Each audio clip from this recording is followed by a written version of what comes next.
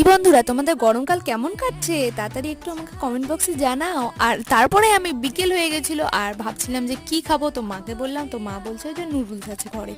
তারপরে সেটাকে আমি সেদ্ধ করতে বসিয়ে দিয়েছিলাম, আর সেদ্ধ করার পরে এখানে আমি ছেঁকে নিলাম। আচ্ছা, তোমরা বলো তো কারা কারা রান্না করতে করতে আমার মতন এরকম খাওয়া শুরু করে দাও? তারা অবশ্যই আমাকে কমেন্ট বক্সে জানাবে কিন্তু, ঠিক আছে? আজকে আমি কি রেসিপি করছি বলো তো? আজকে আমি রেসিপিতে থাকছে পটেটো চাউমিন। পটেটো চাউমিন, হ্যাঁ তোমরা ঠিকই শুনেছো। তোমরা সবাই এগ চাউমিন খেয়েছো, চিকেন চাউমিন খেয়েছো, বাট পটেটো চাউমিন কিন্তু অনেকেই খায়নি। সেই জন্য তোমাদের জন্য এই নতুন রেসিপিটা নিয়ে চলে এসেছি।